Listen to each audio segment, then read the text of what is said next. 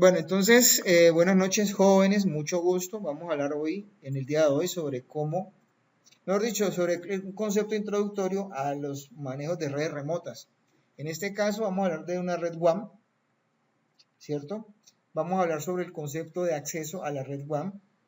Vamos a hablar sobre el concepto como tal que soporta la red WAN y el concepto especificado de lo que uno espera que hoy en día sea una red LAN. En ese caso, pues la definición como tal de una red WAN, pues obviamente está determinada como un conjunto de redes de datos que van a operar un poquitico más allá o un poco más allá de lo que es el propósito geográfico que dispone una red LAN. Lo que pasa es que la connotación de estas cosas en la parte de gestión de redes implica que podemos definir mucho los límites geográficos. ¿Qué quiere decir esto? Quiere decir que si yo quiero montar varias redes en un contexto de una red LAN, entonces yo tengo aquí un conglomerado de redes LAN, ¿cierto? No por el hecho de que hay muchas redes, yo ya a ese grupo de redes le puedo decir que eso es una red de otra clase. Por lo general, en este caso, esos cúmulos de redes LAN, por ejemplo, esos cúmulos de redes LAN se pueden apreciar ubicadas en un barrio, en el contexto de un barrio. Yo más bien diría que existen modos con los cuales ciertos mecanismos de redes se pueden manejar desde ese punto de vista, ¿sí? A través de un concepto intermedio. Lo que pasa es que los conceptos intermedios que pasan de red LAN a WAN no existen como tal. O sea, la red MAN, que es la red de área metropolitana, no existe. Existe el formalismo de referirse a ella, pero su definición no.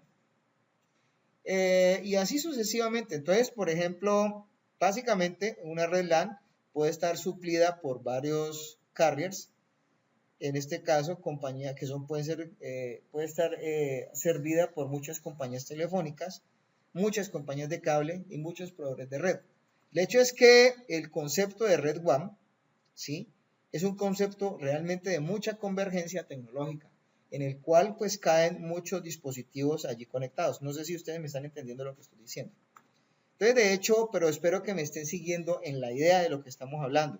El hecho es que, por ejemplo, del lado de la red de acceso, nosotros podemos disponer algunas oficinas sucursales o algunas ramales de algunas infraestructuras de redes en las cuales, por ejemplo, se pueda disponer un acceso específico. Lo que pasa es que en estos momentos tenemos que saber definir cómo es un circuito de acceso. Cuando hablamos de circuitos de acceso, no estamos hablando sino de otra cosa, de los mecanismos que nos sirven para nosotros sacar señales de información o información de un contexto LAN a un grupo, a otros grupos de contexto LAN.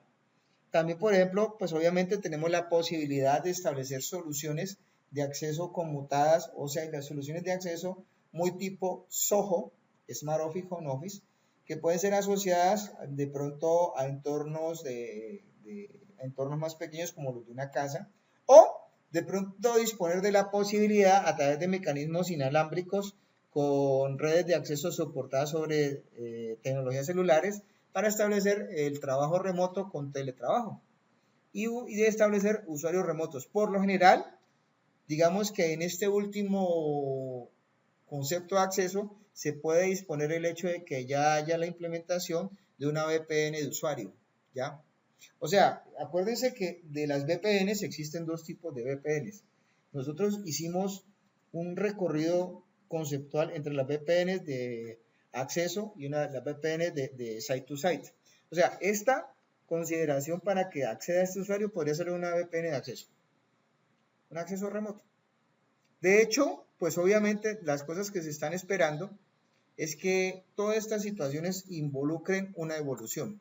Hay muchas cosas que tenemos que estar considerando porque pues obviamente una de las cosas que particularmente hoy en día están pasando es que para poder acceder a Internet se requiere de anchos de accesos de banda ancha, obviamente lo suficientemente robustos para poder sacar una gran cantidad de servicios, entre ellos pues en este caso todo lo que enmarque el concepto de productividad de una empresa. En ese orden de ideas, pues obviamente si la empresa es mucho más grande, se requieren de infraestructuras que obviamente determinen un concepto inicial de segmentación. La evolución de una empresa involucra que ella misma esté organizada, esté diferenciada y además integrada. Miren muy bien lo que estoy diciendo. Integrada en cuanto a la parte de servicios, diferenciada en cuanto a la parte de implementación tanto física como lógica, que es la situación que específicamente estamos notando aquí con la implementación probablemente a través del paso de este firewall de diferentes tipos de redes como lo son esto que está acá, esto que está acá y esto que está acá. Entonces, el asunto es que nosotros podemos implementar un concepto de campus múltiple implementando la convergencia de múltiples LAN. Por ejemplo, el concepto de una red universitaria que está dentro de un campus puede involucrar fácilmente eso, en ese caso.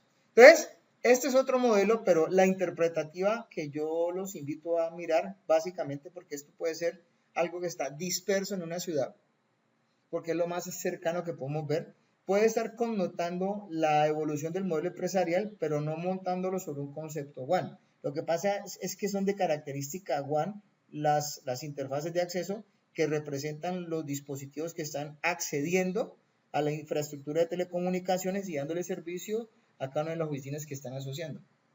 ¿Ya? Entonces, es que realmente el concepto one es ese. Pero el tipo de solución caracterizada desde el punto de vista lógico no realmente es una WAN, es una red MAN. Aunque esta, vuelvo y repito, no exista, digamos que de cierta forma. Hay algunas compañías que pueden crecer, por ejemplo, las empresas pequeñas han comenzado a crecer hoy en día gracias a la posibilidad de poder sumar, en este caso, algunos de implementaciones de servicios en la parte de sus arquitecturas de acceso, donde supuestamente pueden sumar en cualquier momento, gracias a las posibilidades que ofrecen ciertos dispositivos, obviamente la implementación de diferentes tipos de mecanismos de servicios, en ese caso la teleconmutación, la interconexión de oficinas sucursales, de oficinas regionales, o sea, realmente la remotización como tal o la dispersión como tal de una solución de red es fácilmente viable a partir de estas cosas. Pero entonces, ese modelo de evolución de red, ¿de dónde sale?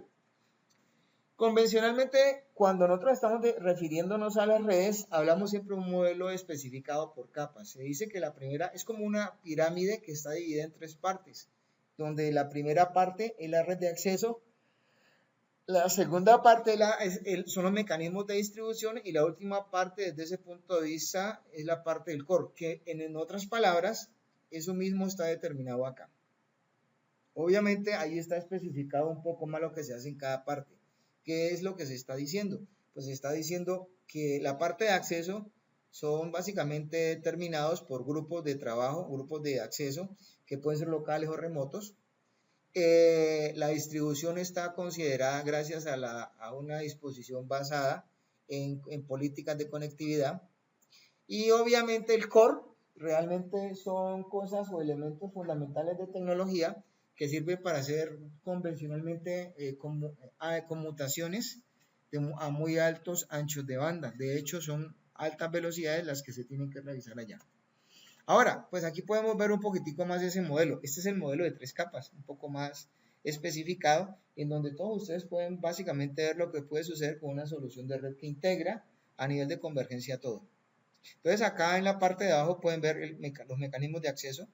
En la parte de mecanismos de acceso pueden estar presentes algunos switches, que obviamente no son tan robustos, pero cuando estamos hablando de los conceptos de distribución y de core, los switches que están allí dispuestos para distribución son mucho más robustos. ¿Alguna pregunta?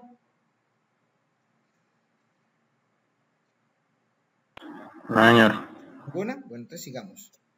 Por acá les puedo mostrar a ustedes la extrapolación del mismo modelo, donde ustedes pueden aplicar básicamente las mismas condiciones. Fíjense que esto es un modelo aplicado al contexto de una red LAN interna o un grupo de redes LAN, pero acá estamos viendo nosotros que son diferentes tipos de arquitecturas las que se están tratando, o mejor dicho, las que se están relacionando a través de los mecanismos de conmutación, donde posiblemente aquí ya la distribución y el core ya tengan de forma muy marcada los dispositivos que van a usar por los altos niveles de tráfico y de carga que pueden estar en ese caso manejando.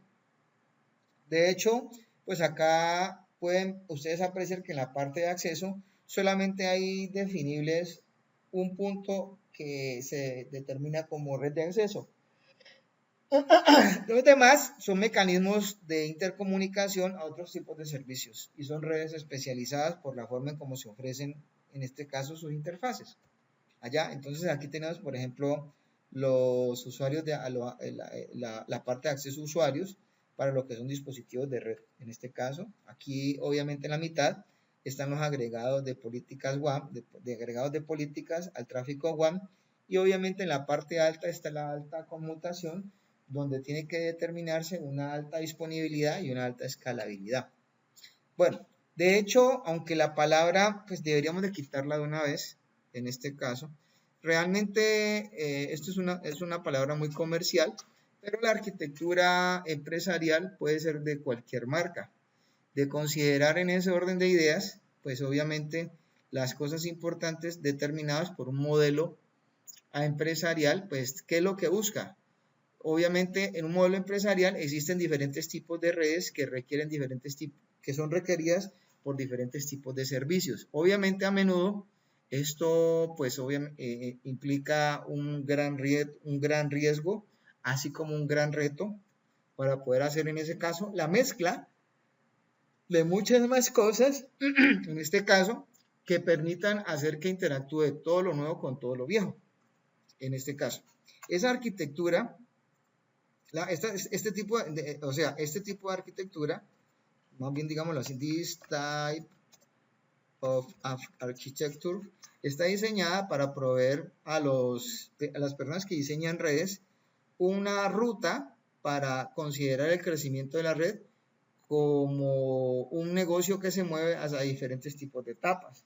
Entonces, realmente es eso en este caso. De hecho, en ese sentido, es que deberíamos de quitar toda esta palabra.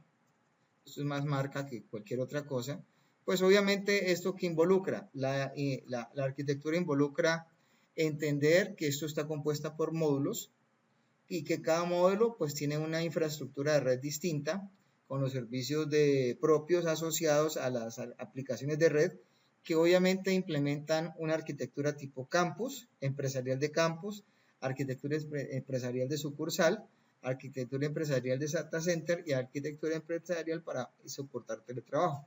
Todo eso está aquí montado. Por ejemplo, aquí tenemos la arquitectura empresarial, el concepto de arquitectura empresarial, en donde en este caso pues está cimentado todo lo que específicamente ya se puede relacionar a partir de este tipo de cosas que se tienen dispuestas para el desarrollo de soluciones. Entonces acá no dejan ningún cabo suelto. ¿Por qué? Porque aquí tienen en cuenta en la parte de arquitecturas de redes físicas todo lo que se considera como soluciones y todas las consideraciones que se pueden hacer actualmente, que son por ejemplo el de trabajar a la implementación de teletrabajo empresarial, las arquitecturas de data centers y las arquitecturas de sucursales. ¿Qué están relacionando ellas? Pues dependiendo de la consideración que esto tenga, los tipos de, digamos que relaciones que se pueden establecer entre unos puntos y otros para que funcionalmente esto sea productivo, porque es que la realidad es que esto tiene que ser una arquitectura productiva. ¿Ya? Bueno. Acá, por ejemplo, estamos viendo nosotros un modelo conceptual de tecnología ya hecho básicamente para resolver algunos problemas que tenemos acá. Aquí, por ejemplo, pueden ver ustedes, en este caso, ¿sí? Una arquitectura convergente de enrutadores, en donde ellos pueden estar trabajando bajo la consideración de interconectarse a switches de alta capacidad en la entrada y en la salida de los grupos de acceso. Por ejemplo, aquí podemos ver, en este caso, en esta arquitectura WAN, esto es un switch WAN, que es un switch fuerte, robusto de acceso, que le da servicio a esta parte de circuitos de comunicaciones y a esta parte de acá. Lo mismo sucede con estos que están acá y con estos que están acá, en este caso. Entonces, aquí podemos realmente ver una variabilidad en lo que son las implementaciones. Estarán preguntando, miramos a ver. No, los links de descarga no tienen. Ahorita yo les digo qué tienen que hacer porque esto no hay link de descarga. Esto tiene que pertenecer a. Ahora les digo qué es lo que tienen que hacer. Esto no es un programa, realmente, pues, nosotros ¿cuántos semestres llevamos trabajando con ese programa? Creo que ya llevamos con este 2 años, ¿no? 4 semestres. 3 semestres no, con este serían 3 semestres. Comunicaciones 1, comunicaciones 2 y gestión de redes 3. Sí, exacto. Entonces, no, ese programa, pues yo les recomiendo como tal que se familiaricen un poquito, ¿no? Pues de hecho, repito, esas son de las cosas que hay que tener en cuenta acá. Bueno, entonces hablemos supuestamente dónde vamos a ubicar los servicios que tenemos asociados acá. Los servicios que tenemos asociados acá, pues fundamentalmente están dispuestos para darle servicio, que es la realidad de las cosas, en la capa de enlace de datos y en la capa física. De hecho, fundamentalmente acá ese tipo de cosas que tienen que hacer. Hacer, por ejemplo, funciones de encapsulación y de control de flujo y direccionamiento físico. Las redes WAN realmente están, según el modelo OSI, entre las capas 1 y 2. Denme un segundito.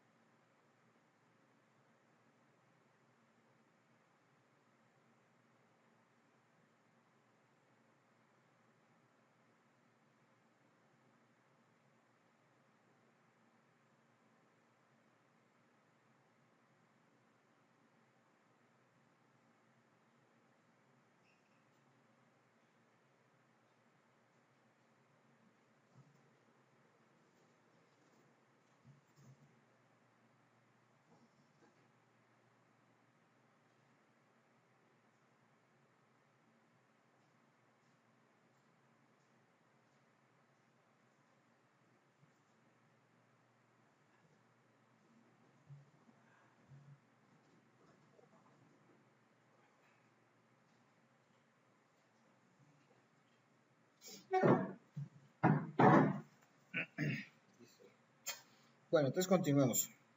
De hecho, pues hay unas cosas que hay que tener muy claras para poder estudiar esta parte y fundamentalmente tienen que ver, en este caso, con la implementación de estándares. Entonces esas cosas son bien importantes de considerar porque aquí las soluciones a nivel de capa física son bien importantes. De hecho, acá la consideración es que estos tipos de redes de acá ya no van.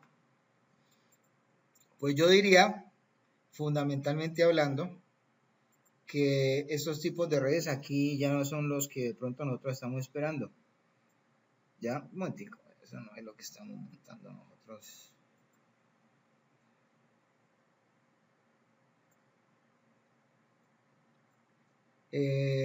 Bueno, porque acá, ¿qué falta? Aquí faltaría una solución que se llama MPLS.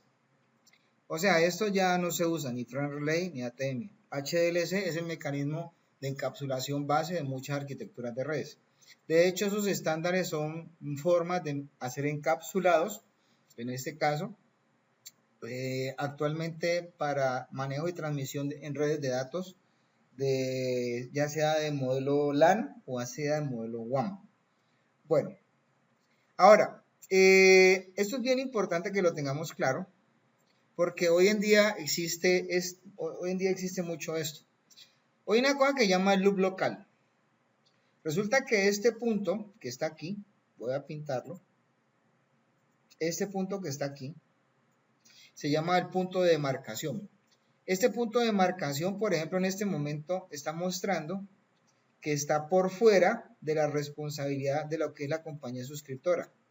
¿Por qué? Porque en este caso, a este punto referencialmente hablando, ¿sí?, la responsabilidad que implica manejar estos equipos de redes es de ellos, no es del proveedor del servicio.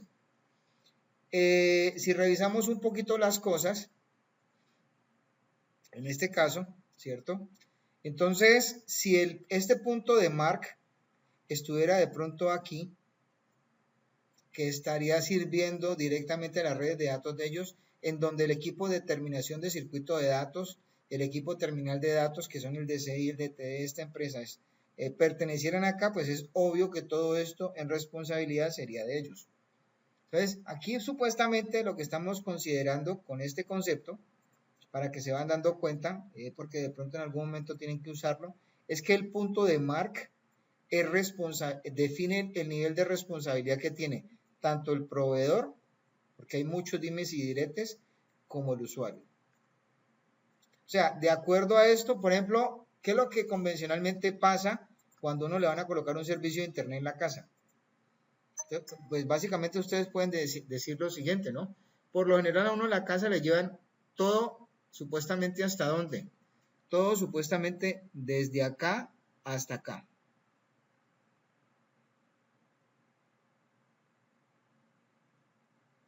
¿Ya?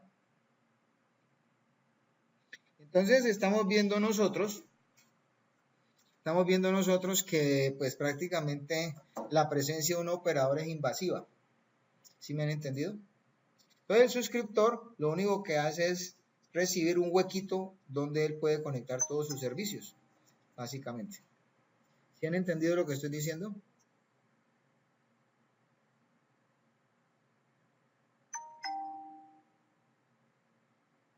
¿Entendieron o no? Sí, señor. Bueno. Sigamos. Entonces quedó claro lo que quiere decir. Bueno, otra cosa. Cuando supuestamente el de Mark está aquí, el equipo de premisas de cliente pertenece al suscriptor. O sea, yo soy el dueño de esto. Pero cuando el de Mark está aquí, el equipo de premisas de cliente, ¿a quién pertenece? Al proveedor del servicio. Entonces, por eso es que a uno a la casa, cuando uno ha alquilado un servicio de internet, a uno le llevan un modem, un poco de cosas. Y le dicen pues que úselo. Pues sencillamente eso es para poder ellos constantemente explotar el servicio que la gente toma acá. ¿Sí quedó claro eso? Espero que sí. ¿Alguna pregunta? Bueno, de hecho, fundamentalmente hablando, pues ese tipo de soluciones se pueden prestar para las soluciones conmutadas, por ejemplo, mecanismos de acceso a través de redes telefónicas normales, aunque esto ya no se ve en este caso, o puede hacerse por mecanismos de cable modem, que esto sí está presente actualmente, o sea, realmente las redes que actualmente están presentes son estos dos tipos, el cable modem y la red DSL.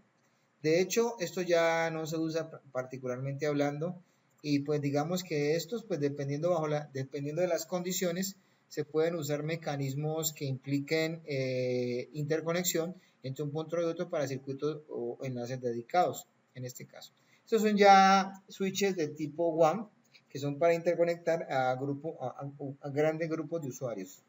Y esos son enrutadores tipo Core, que implementan posibilidades de ir de un lado a otro, en este caso, ¿sí?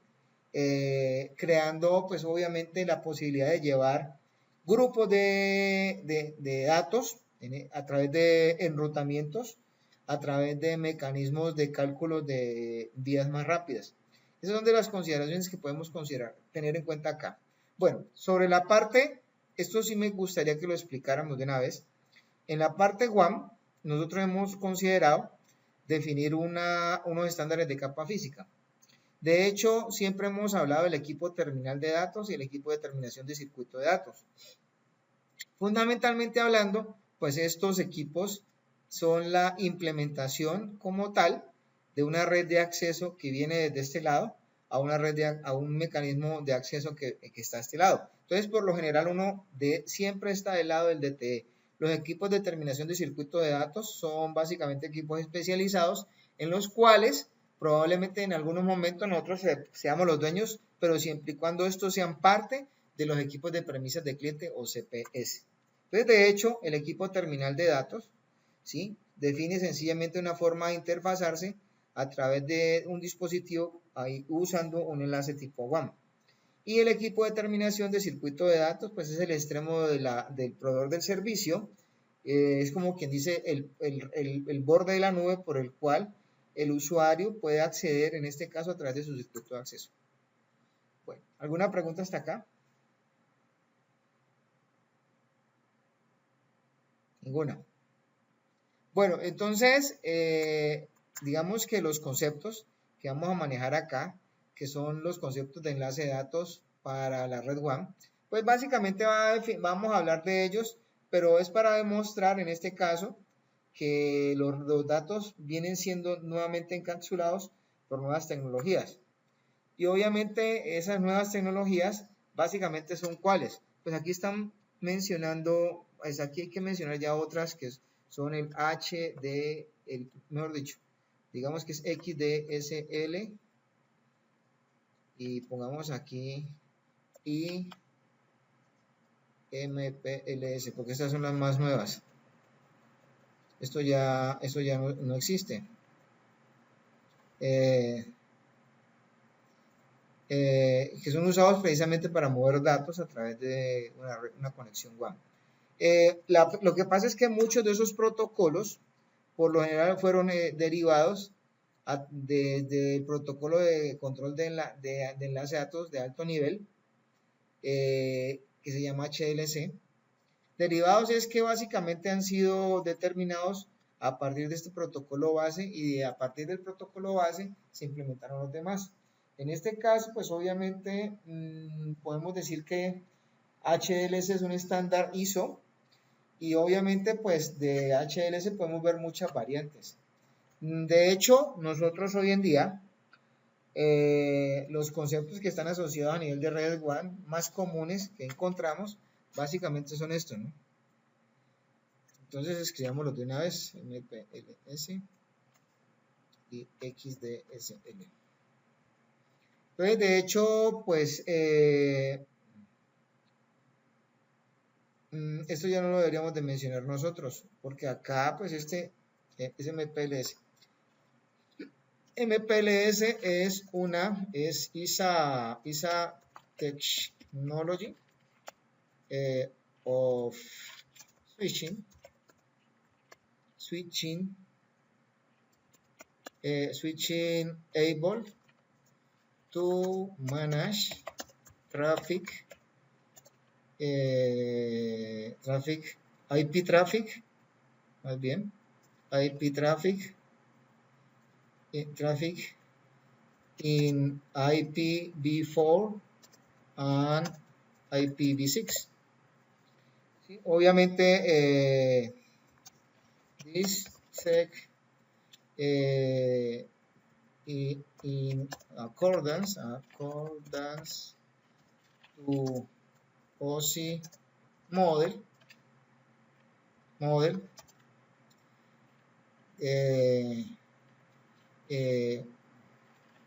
it's defined en acuerdo al OSI model. Esta se define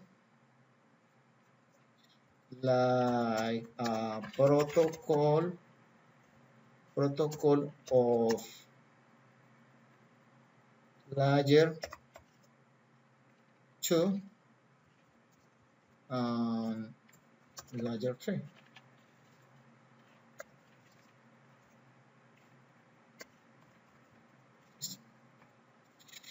O sea, de acuerdo al modelo OSI se define como un protocolo de capa 2 y de capa 3. Eso es lo que yo puedo básicamente decirle. Esto es MPLS.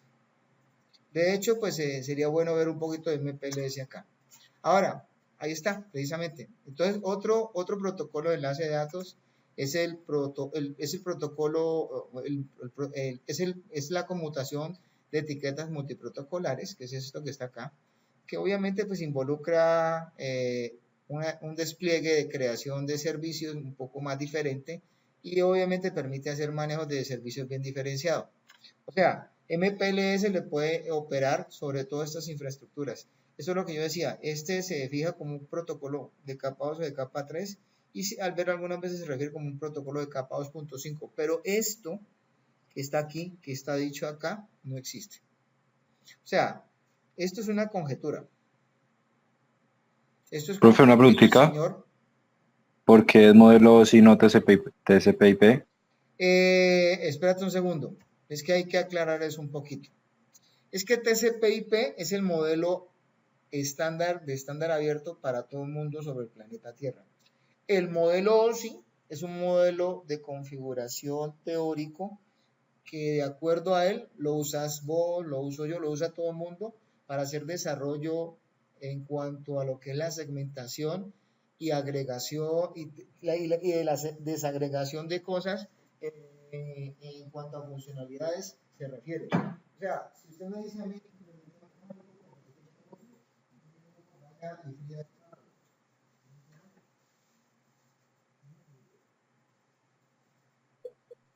Pero eso se te da mucho el audio a ratos. Profe, no le escucha.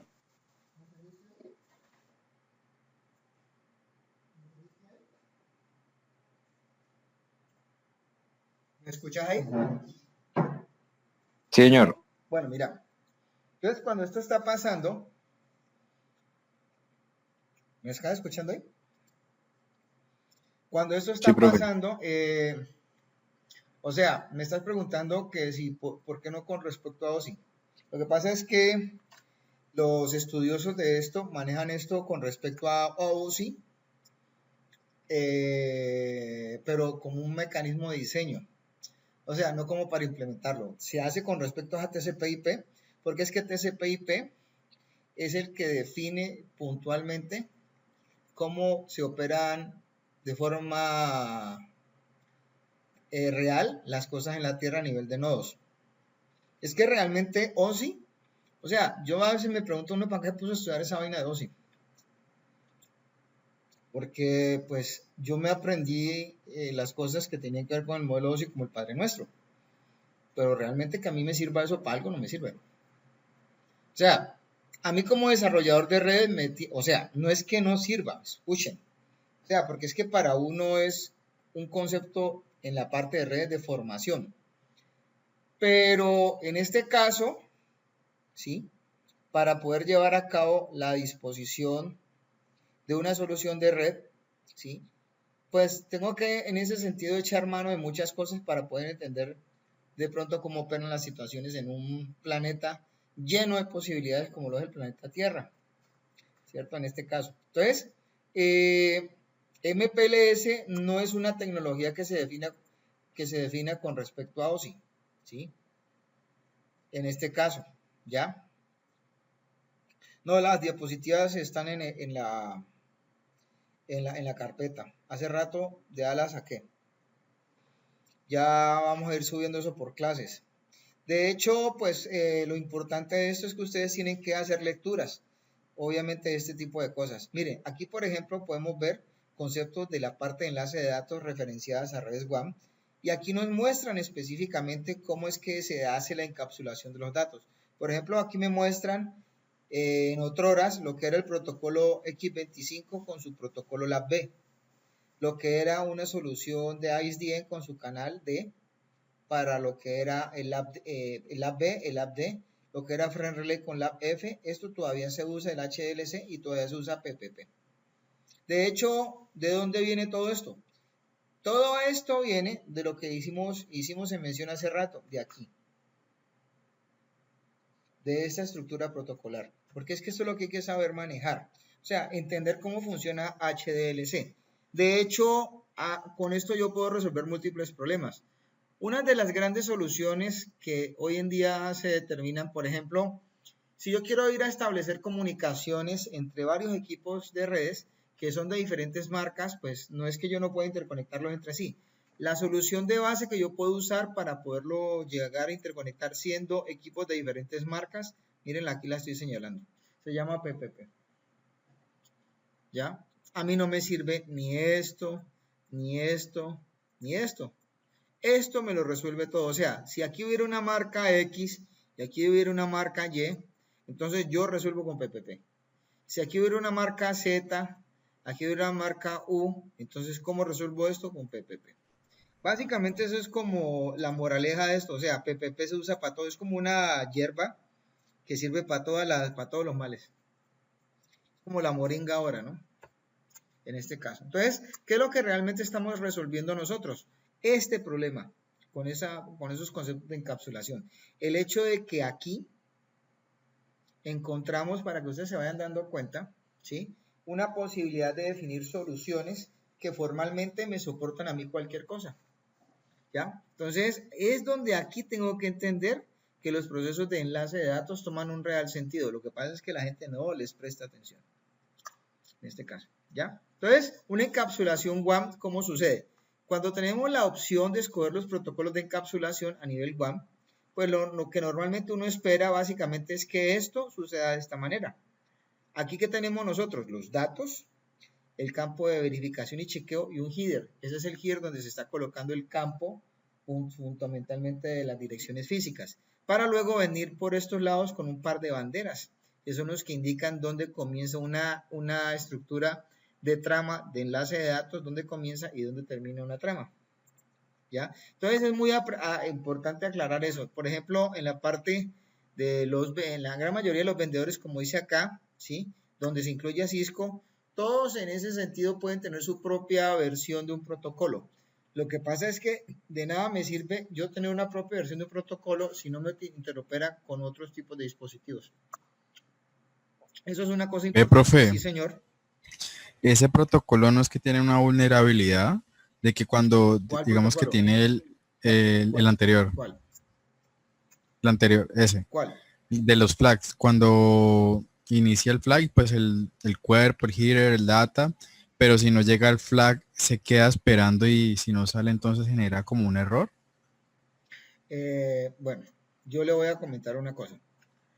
Esto no es un protocolo, esto es un modelo.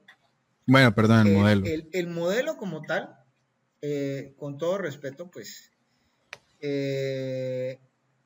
fue inventado hace mucho rato. La primera demostración que eso se hizo fue con un protocolo que se llamó, se lo voy a escribir acá, aquí, SDLC. Ese fue el primer protocolo que estuvo antes de HDLC. ¿Ya? De estos dos, existen muchos protocolos derivados que de este, o sea, derivados quiere decir que se usó como base HDLC para derivar el resto de protocolos. ¿Cuáles protocolos se han derivado a partir de él? Pues yo le voy a mostrar, perdón. Pucha, ¿qué pasa aquí? Yo le voy a mostrar cuáles están derivados.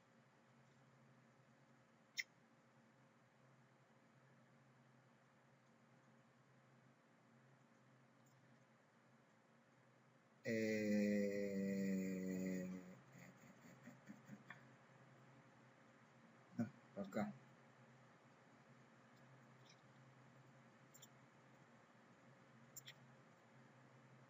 Aquí están derivados estos, la B, o sea, todo esto son derivaciones de él. Es más, hay otros protocolos. MPLS no tanto, porque MPLS ya no es una solución que se vea como igual a eso. De hecho, me está diciendo usted que es vulnerabilidad. Le voy a decir qué sucede con eso. Hay una cosa que se llama, en la parte de redes, que se llama el runt. Y hay otro que se llama Javert. Javert.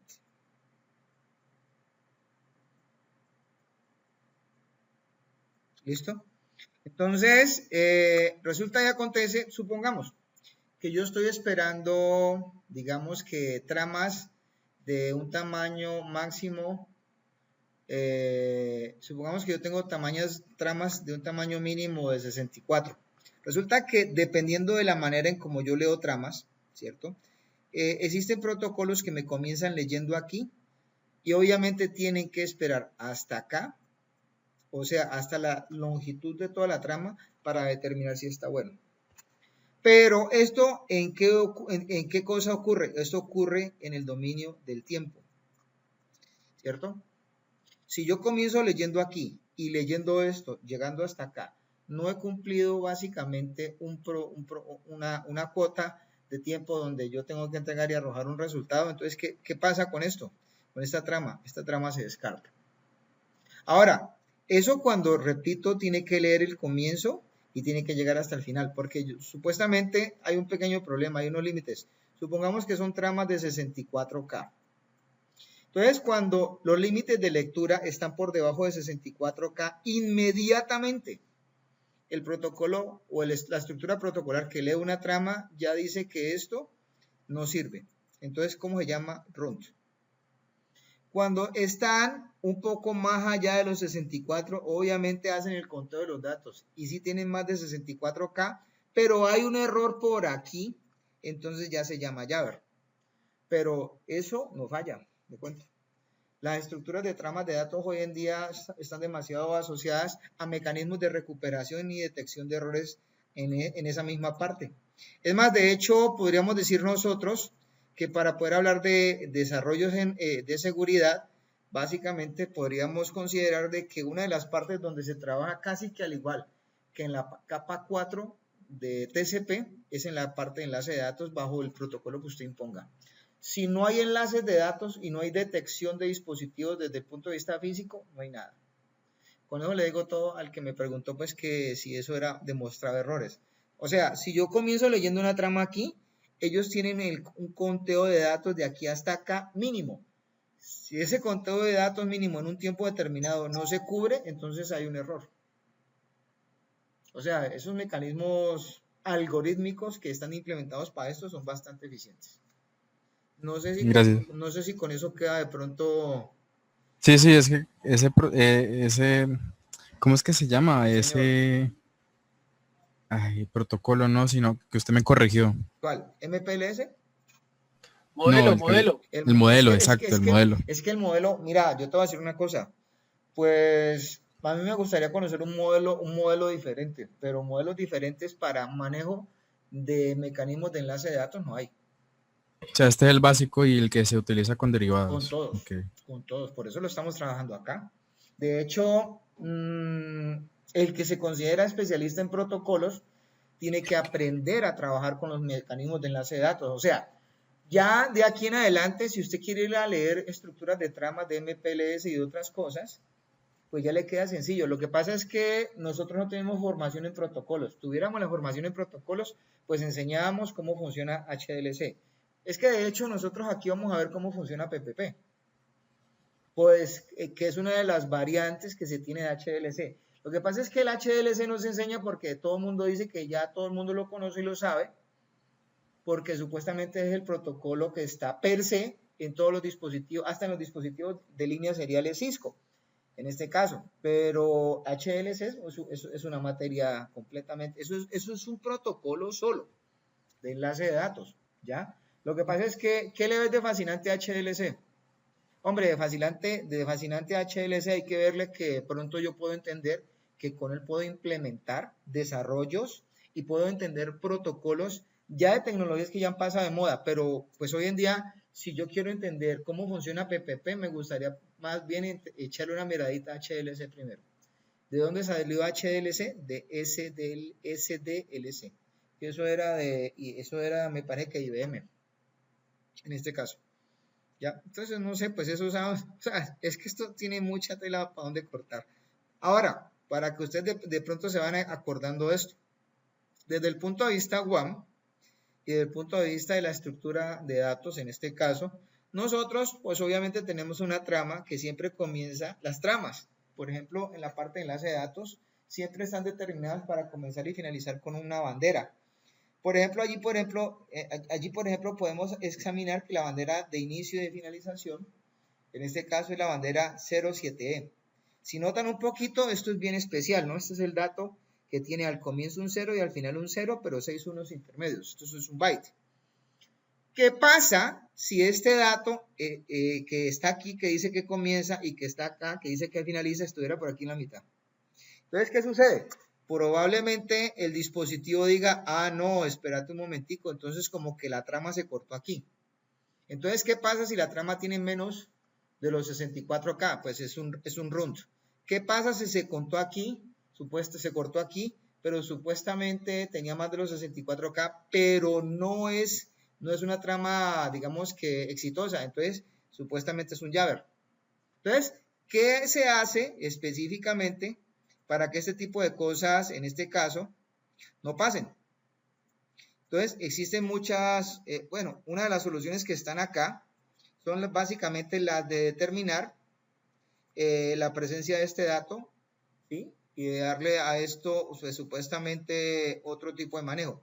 Uno de estos manejos, ¿cuál es? Entonces, supongamos que yo llegué en esta trama de datos y por aquí en esta trama de información y por aquí en los datos me dio por leer hasta aquí. ¿Y qué pasa si seguí leyendo y encontré este número? Ah, pucha, o sea, ya tengo un 0 y 4 unos. ¿Cuál es la probabilidad de que llegue un 1? Pues el 50%. Entonces, resulta que acontece que cuando esto llega aquí, está aquí, y antes de que llegue el siguiente 1, pues esto ya inserta qué clase de dato aquí. Un 0. Y lo marca. Dice, ahí tuve que meter un 0. ¿Por qué? Porque eso se llama esquemas de justificación y redundancia para poder determinar de que este dato que está aquí no hace parte de un carácter de escape o un carácter de aborte en la trama. O sea, ni es porque comienza, ni es porque termina. Porque si no, entonces imagínense todos los errores que estuvieran por aquí donde este dato se estuviera repitiendo. ¿Sí me están entendiendo? Entonces, ese tipo de cosas se manejan de esa manera. Entonces, ¿qué toca hacer aquí? Inserción de ceros. Y esa inserción de ceros involucra, ¿sí?, que se tengan que justificar estos datos. Entonces, ¿para qué es eso? Para poder alejar la posibilidad remota o la posibilidad latente de que de pronto, en este caso, si realmente usted tenga que leer un dato de estos. Esa es la realidad de esto. O sea, esto, por eso hay que entender un poquitico bien estos protocolos, ¿no? ¿Sí está claro? Profe, o sea que lo primero que él hace es hacer un conteo. Si hay más de Claro. 64K, entonces sale un error. No. Sí, a ver. Primero él comienza haciendo un conteo. Si él Sí. nota que la trama tiene menos de 64K, ya es errónea. Ajá. Si tiene más de 64K, pero su FCS es inválido, es errónea. ¿Sí me entiende? ¿Dijiste checksum? Sí, claro. Porque es que en esta parte, mira, cuando supuestamente tiene menos de los 64K es porque probablemente no ha llegado a estos campos. Pero ya cuando ha pasado los 64K, o sea, es que lo que le da tamaño a esto es esto, que son los datos, que la trama puede ser un poquitico más larga. O sea, haga de cuenta que esto es como un tren, que puede tener más o menos vagones, pero tiene que tener los respectivos vagones mínimos. Sí, aún así cuando la trama de la data sea menor a 64, Sí. igualmente él lo pone a 0, es lo que dijiste. No, un momentico. Cuando aquí los Ah, datos, ok. o sea, una trama para que tenga validez tiene que tener algún tipo de dato aquí. Lo que pasa es que Sí. cuando la trama se hace el conteo desde este punto que está aquí, supongamos que llegue aquí y esto da menor a 64K, entonces aquí hay un error. Aquí, cuando es menor a 64. Ahora, supongamos que la lectura dio para que leyéramos valores mayores a un espacio de datos de 64K. Ah, entonces, ¿eso qué implica? Supongamos. Entonces, que la trama, pues ya sí toca revisar si tiene FCS. Entonces, al revisar que tenga FCS y ese FCS sea positivo, quiere decir que la trama está buena.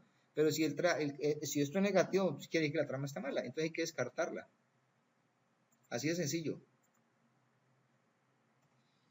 Ya, eso pasa con el señor. Sí, pero cuando dijiste que la parte que cuando la información no llega completa, le ponía los ceros a la derecha, si no estoy mal. No, espérese un momentico. Esa parte no la Se entendí, me está entonces bien. confundiendo. Lo que pasa es que yo dije, estos son los patrones especiales de comienzo de trama y de final de trama.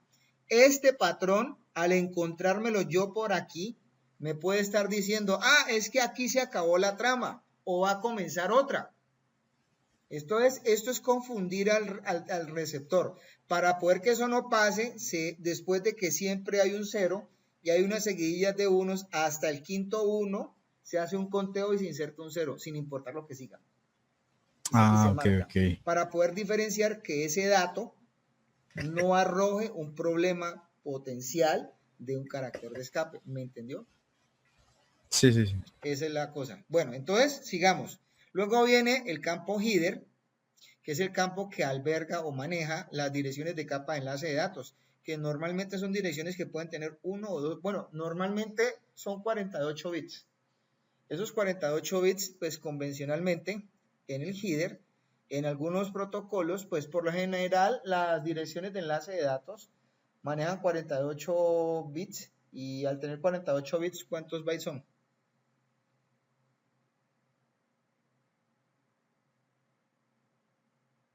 Son bastante, ¿no? Bueno, no cuentan nada. Entonces el hecho es que el header básicamente es una estructura que es dependiente del protocolo. Ahora, yo puedo identificar aquí tramas de enlace de datos para Ethernet, para HDLC, o sea, son diferentes todas. Y el campo de direcciones es diferente, el campo de control es diferente.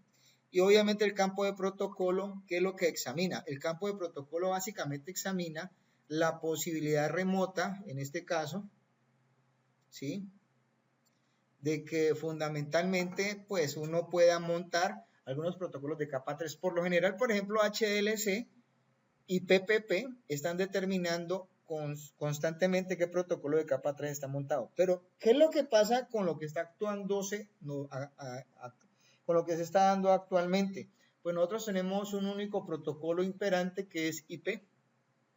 IP ya sea en versión 4 o en versión 6. Entonces, por ese lado no veo como problemas para manejar la convergencia. ¿Quedó claro? ¿Quedó claro o no?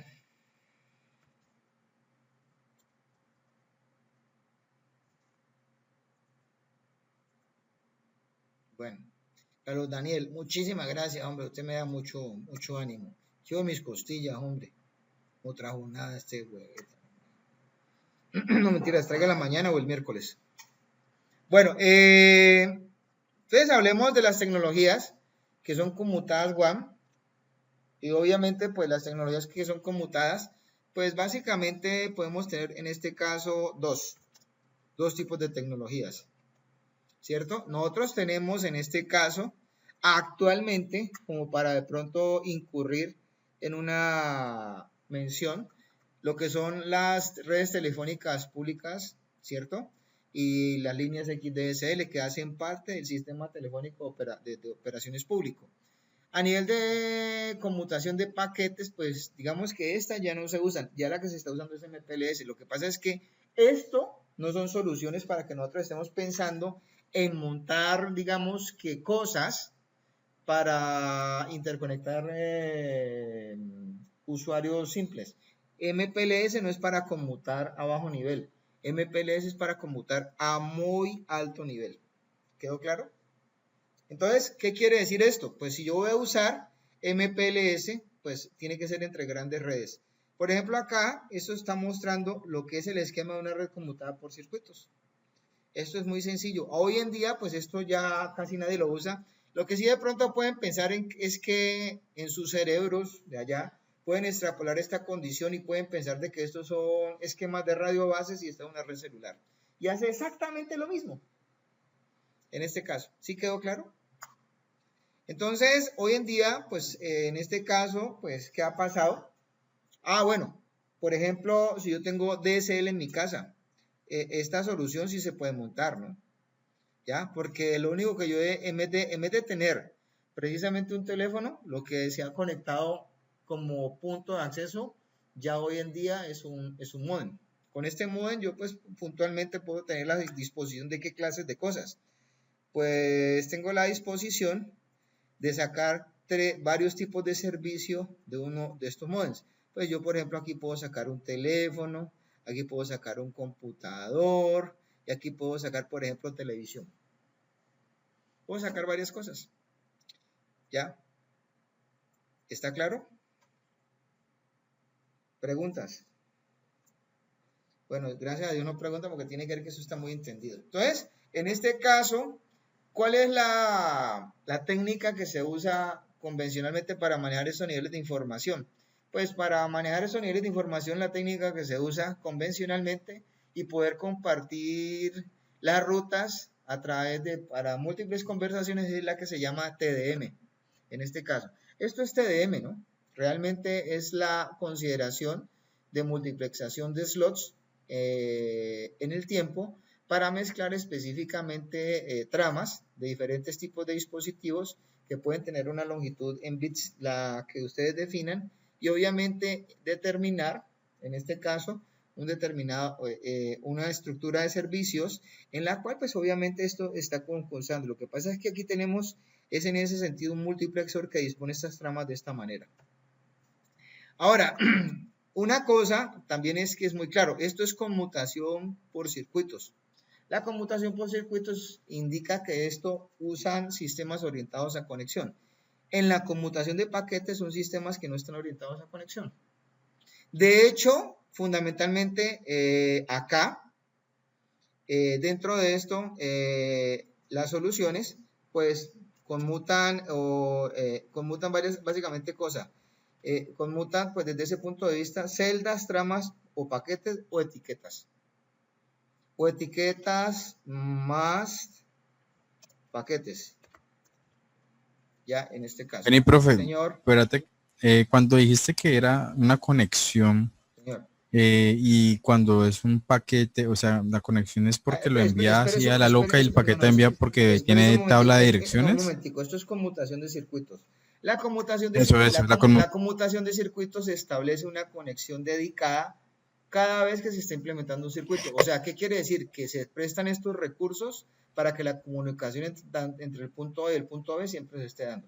O sea, este mapa de ruta de envío de datos siempre es el mismo en la conmutación de circuitos. Entonces, ya sabemos nosotros que la conmutación de circuitos es un esquema orientado a conexión. Acá, en la conmutación de paquetes, nosotros podemos estar enviando datos desde aquí hasta acá, pero no necesariamente esos datos pueden seguir las mismas rutas. Esos datos pueden estar enviándose por múltiples alternativas. La única consideración es que en la recepción de los datos, en este caso, estos dispositivos tienen que reordenarlos. ¿Está claro? O sea, acá lastimosamente no hay rutas dedicadas. Todas sirven. Sí, ahí es variable. Sí, acá es variable porque esto es conmutación de paquetes. El que se conecte como la red Exactamente. parecido. Entonces acá lo que hay que hacer es que esto se está resolviendo gracias a la técnica del mejor esfuerzo. Y ya. Vení, profe, y en el de circuitos, devolvete un momentico, por favor. O sea que si alguno está ocupado no va a funcionar. No, lo que pasa es que en este caso es que esto, aquí por lo menos hay una comunicación. Sí, allá hay uno, pero si haya muchos, no, lo que pasa es si que, existen muchos dispositivos. Pues obviamente, espérate un momentico, lo que pasa es que eso es lo que te voy a decir. A ver, ¿desde dónde comienza esto a ofrecer procesos de congestión? Los procesos de congestión no estarían aquí porque estos son circuitos de alta capacidad. Los procesos de congestión estarían más bien aquí, en este punto de acceso. Sí, cuello de botella. Porque resulta que aquí es donde se pueden generar los cuellos de botella, no tanto acá porque esto es grande, muy grande. ¿Ya? Los problemas podrían estar aquí, en los extremos. En cambio, por acá, en la parte de conmutación de paquetes, pues digamos que, ¿por qué pueden haber procesos de congestión? Procesos de congestión pueden haber porque está excesivamente bajo carga, usos de carga, la red. Entre otras cosas porque, por ejemplo, la dirección. Pues por muchas situaciones. Lo que pasa es que es más evidente el proceso de carga y de congestión en un circuito, en una red orientada a conmutación de circuitos que en una red orientada a conmutación de paquetes. O sea, si usted deja que esto se congestione es porque definitivamente no sabe esto.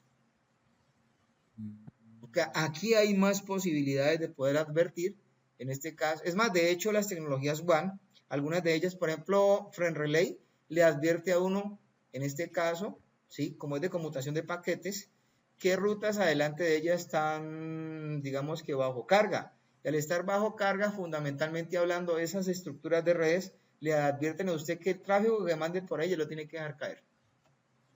Eso es lo que va supuestamente pasando. Aquí, por ejemplo, eso está dicho. Dice, la conmutación de paquetes describe el tipo de red en la cual relativamente las unidades pequeñas de datos denominadas paquetes son enrutadas a través de una red basada sobre la dirección destino que se contiene en cada paquete. O sea, en otras palabras, ¿qué es lo que realmente define el direccionamiento como tal de la información? Lo que esté diciéndole momento a momento al dispositivo, a los dispositivos que van pasando los paquetes. O sea, los paquetes pueden decirle, no, es que yo voy para allá, no, es que yo voy por este lado.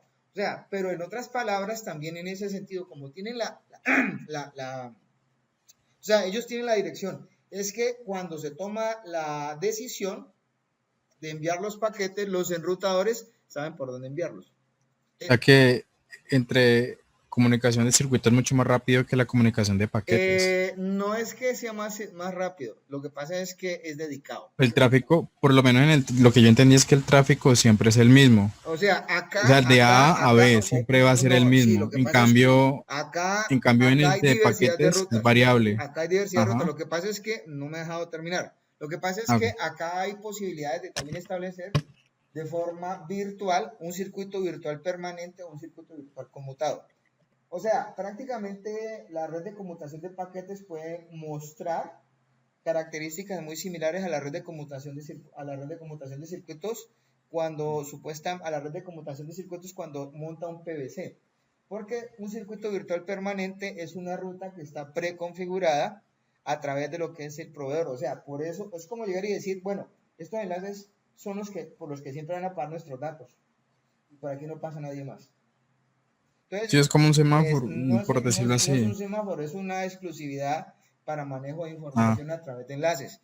Lo que normalmente pasa hoy en día es que la gran mayoría de disposiciones están montadas a través de circuitos virtuales conmutados, no de permanentes, que son los conmutados son construidos cada vez que se requiere una conexión y van a desaparecer cuando el uso de esta conexión ya no es necesario. Básicamente, entonces los circuitos virtuales se han caracterizado hoy en día en las redes de conmutación de paquetes para esa utilización. Es una tabla de direcciones, por decirlo así. No, no es necesario. La tabla de direcciones, o sea, póngale pues cuidado. Si yo tengo una tabla de direcciones determinada, una tabla de enrutamiento, y yo tengo, en este caso, un circuito virtual permanente, un circuito virtual conmutado, adivine a cuál le voy a prestar más atención. Pues al circuito virtual permanente, porque en ese caso me tiene que ofrecer un nivel de prelación más alto. Porque obviamente es el que tiene las rutas preconfiguradas. Ahora, hay otro factor de discrepancia allí que tiene que ver con esto y que está asociado específicamente a la forma en cómo estén calificadas las rutas. Porque es que las decisiones no solamente se toman básicamente por ese tipo de consideraciones, también se toman básicamente por el hecho como tal de que resulte que se tenga que tomar una decisión fundamentalmente soportada, en este caso, en una métrica. Y las métricas las deciden son los protocolos de routing, ¿ya? Bueno, de hecho, las redes de conmutación, hoy en día, por paquetes, también se pueden denominar como redes o no orientadas o sin conexión o no orientadas a conexión.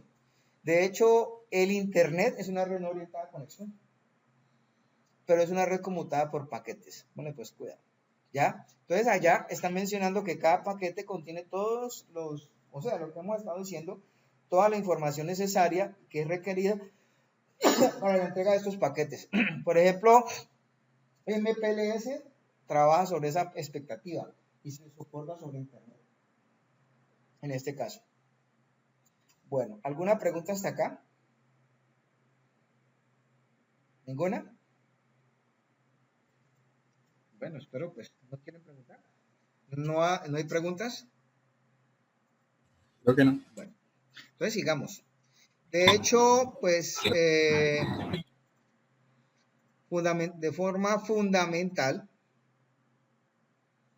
pues vamos a hablar ahorita para soportar todas estas cosas, sobre lo que son opciones de conexiones a nivel WAN. A nivel WAN pues tenemos básicamente la primera cosa que son las líneas dedicadas y las redes que están soportadas solamente a partir de eso, aunque obviamente pues una de las características más fuertes que esto tiene es que son básicamente conceptos privados de usos de redes y acá en estas líneas están básicamente determinadas, ya determinado el ancho de banda en los extremos. O sea, por ejemplo, hoy en día a usted le venden un circuito de acceso dizque para su casa con un reuso de 1 a 1. Eso es mentira. Eso es paja. Que dizque un reuso de 1 a 3. Eso es mentira. Eso es paja. Que un reuso de 1 a 5. Mentira. Ellos no tienen cómo garantizar eso.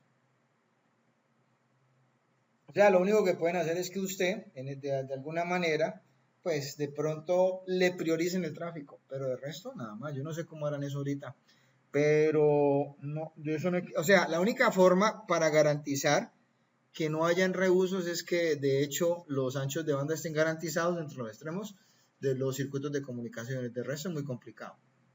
En la red de conmutación de paquetes es muy difícil.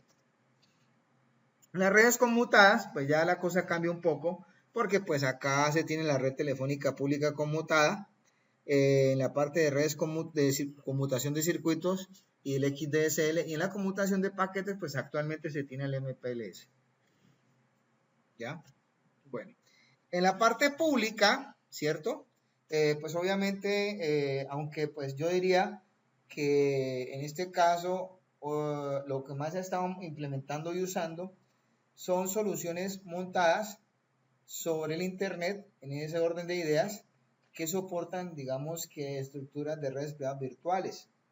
De hecho, las características de seguridad son, son básicamente la máxima de utilización en esto. De hecho, el Internet es ahora una opción que es segura y no costosa para la conexión de, por ejemplo, de teletrabajadores, que es lo que nos ha estado tocando hoy en día, y obviamente de sucursales remotas, donde pues obviamente se dan garantías de rendimiento que no son muy críticas, ¿no? En ese sentido. De hecho, el DSL se mira o se vislumbra como una de esas soluciones. Bueno, ahora miremos acá, por ejemplo, dentro de esto, cómo se puede hacer las opciones de enlazado a nivel de conexiones dedicadas. Miren que de pronto en este caso, estas son soluciones que pueden estar pasando a nivel de grandes operadores.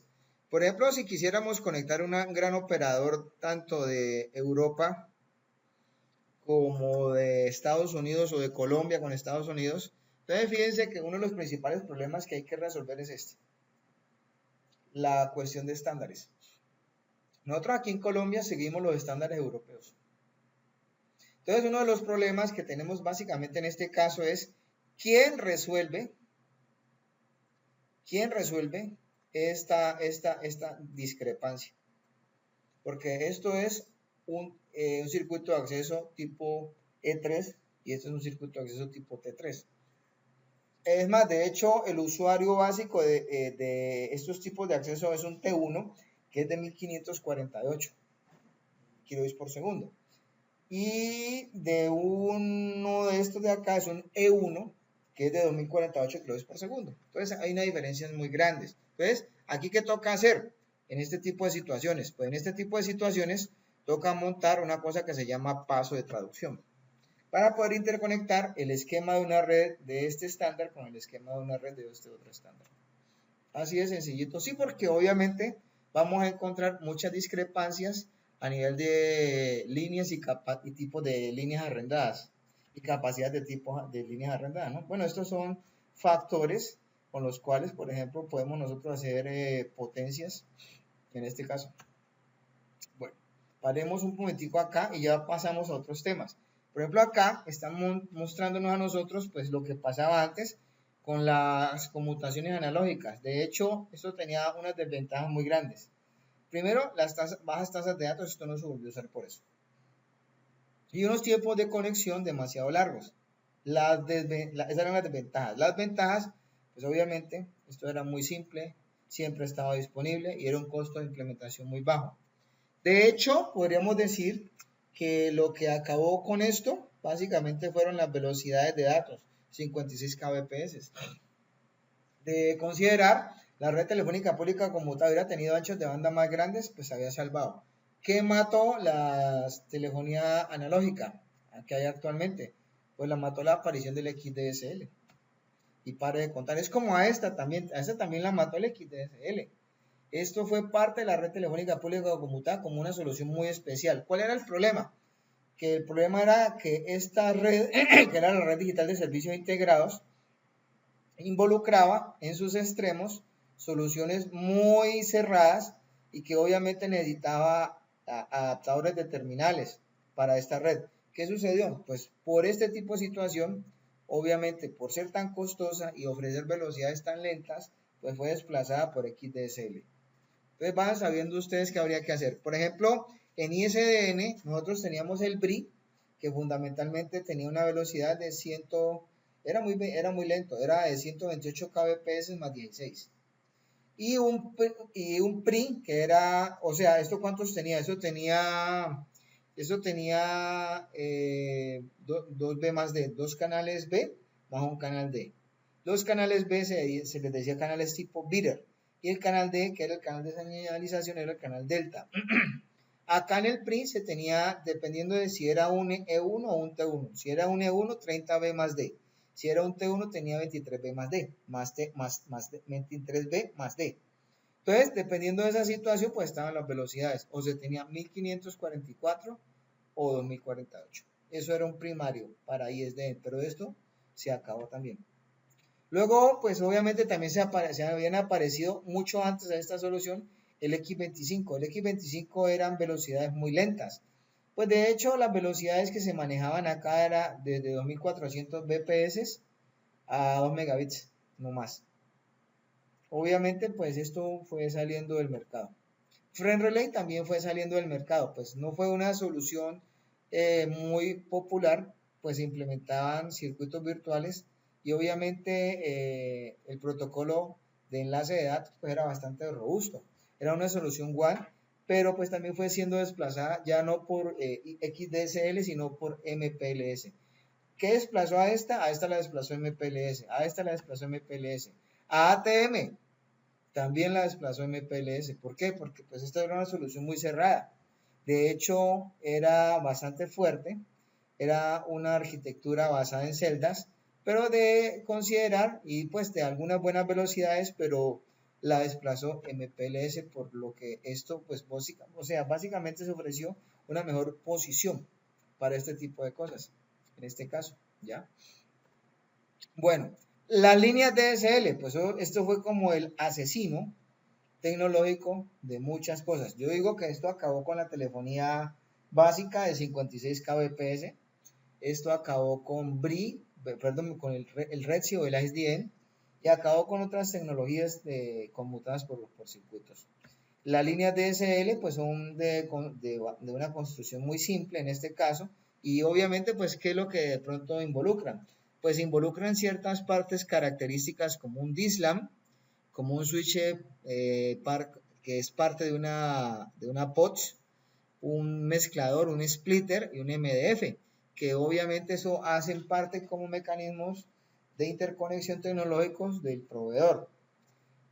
Hacia el lado del suscriptor, pues podemos tener nosotros un modem DSL y un respectivo splitter.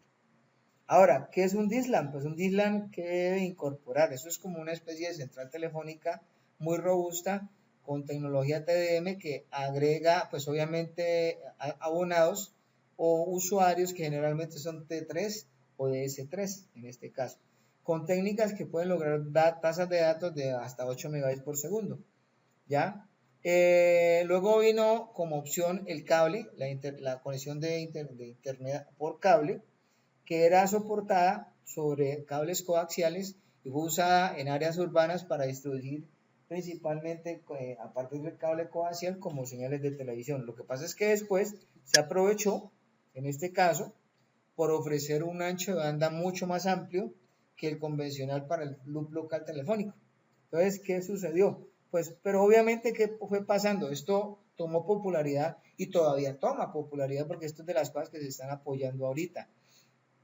Las velocidades son importantes porque pues están entregando velocidades de tasa de transmisión de 30 a 40 megabits por segundo en canales obviamente con un cierto ancho de banda como de 6 MHz en este caso, ¿ya?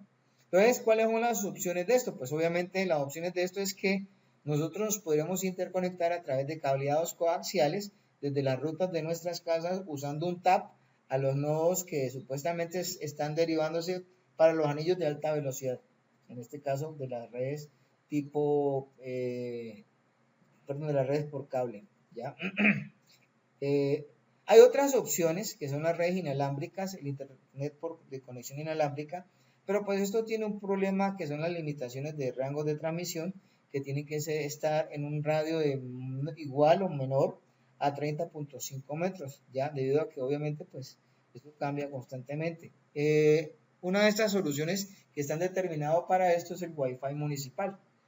o la implementación de los puntos tipo hotspot en muchas partes que están dimensionados. WiMAX fue una solución fundamentalmente que murió también, pues porque el hecho de que salieron mejores alternativas para implementar esto, en este caso. De hecho, hoy en día cualquier tecnología celular vence las tasas de datos que ofrecía WiMAX, ¿ya?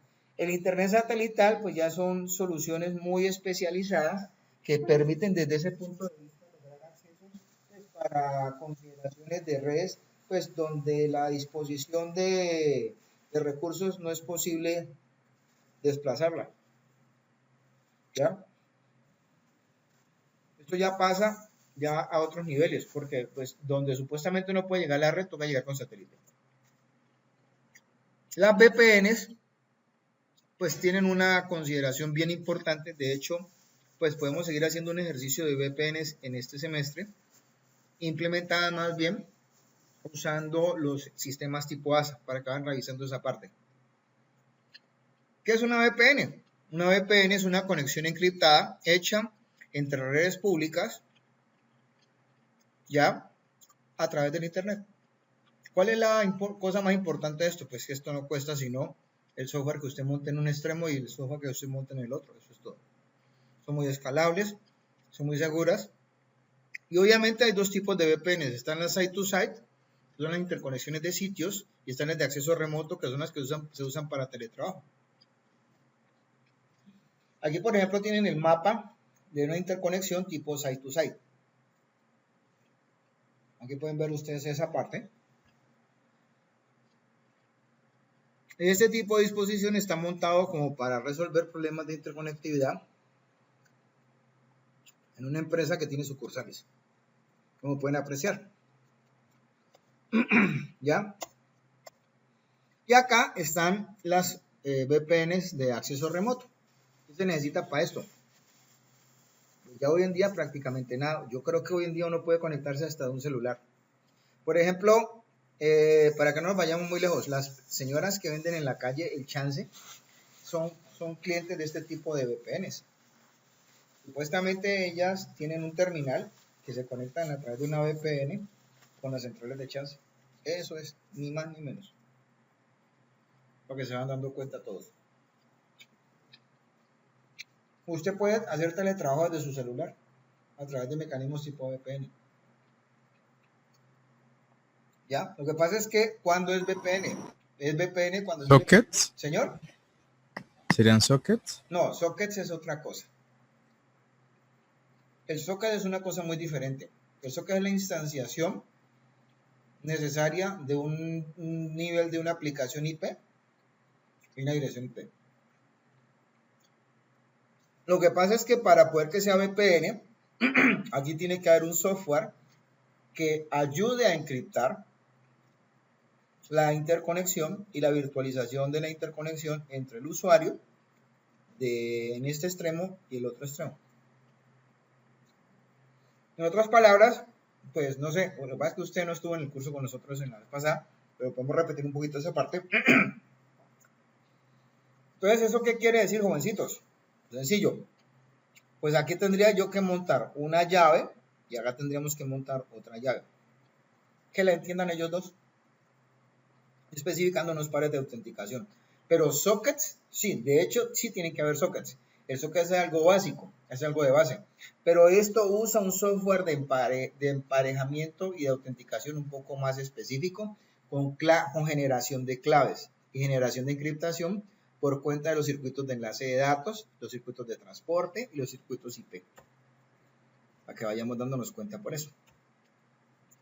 Bueno, está el Metro Ethernet. Bueno, el Metro Ethernet siempre ha existido. De hecho, la implementación hoy en día de redes a nivel de Ethernet, pues se ha hecho fundamentalmente gracias a la presencia de enlaces a fibra óptica. De considerar hoy en día el Metro Ethernet es configurado por ese tipo de cosas. ¿Para qué? Para manejar voz, datos y servicios de video, en este caso. El Metro Ethernet ayuda a concebir o a constituir entre las redes, en este caso, una disposición como tal de lo que puede ser desde ese punto de vista un backbone de una red. Por ejemplo, ahí pueden ustedes ver y apreciar la interconexión de varios sitios, de alta capacidad. Ahora, ¿cuál es la cosa que yo tengo que, o sea, qué es lo que yo tengo que hacer para escoger una solución WAN? O sea, ¿cómo debo escoger una conexión WAN, un enlace WAN? Primero, pues, mire a ver para qué lo voy a usar. Porque es que estas cosas no se usan porque sí, no se usan porque no. Yo tengo que saber para qué son. ¿Cuál es el propósito geográfico? ¿Qué es lo que realmente estoy yo considerando barrer? Porque es bien importante esta parte. Además de eso, ¿cuáles son los requerimientos del tráfico? ¿Qué debería yo usar para, en este caso, montar la solución WAN? ¿Una infraestructura pública o una infraestructura privada? Para una WAN privada, uno debería hacerlo a través de un mecanismo dedicado o conmutado. Para una WAN pública, ¿qué tipo de VPN usar? ¿Cuáles son las opciones de conexiones disponibles localmente? ¿Cuál es el costo de las opciones? Bueno, entonces empecemos de abajo hacia arriba. Por la parte de opciones de conexiones disponibles, de acuerdo al costo, yo diría que lo primero que tenemos que pensar es en la implementación de una VPN. ¿Cuáles de pronto las opciones que hay de conexión disponibles localmente? Pues hombre, una de esas cosas pueden ser las redes Ethernet y las redes IEEE 802.11.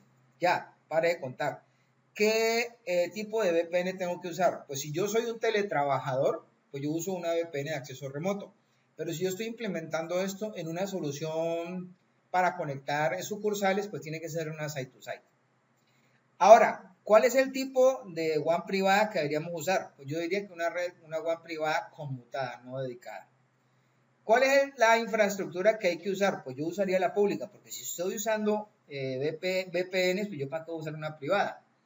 ¿Cuáles son los requerimientos de tráfico? Pues antes de ir a disponer esto, pues pensar que la capacidad de tráfico tengo que dimensionarla entre los dos puntos que voy a interconectar.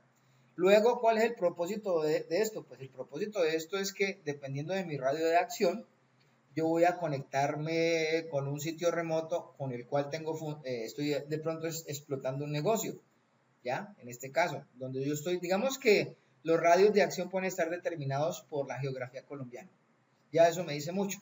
¿Y cuál es el propósito de la WAN? Pues hombre, esto no es para llegar y hacer pin y para que esto me responda pum. No, esto es para sacarle plata. Realmente un implemento de estas cosas es para ofrecer tráfico de alta velocidad. Bueno, básicamente es eso todo, muchachos. ¿Preguntas?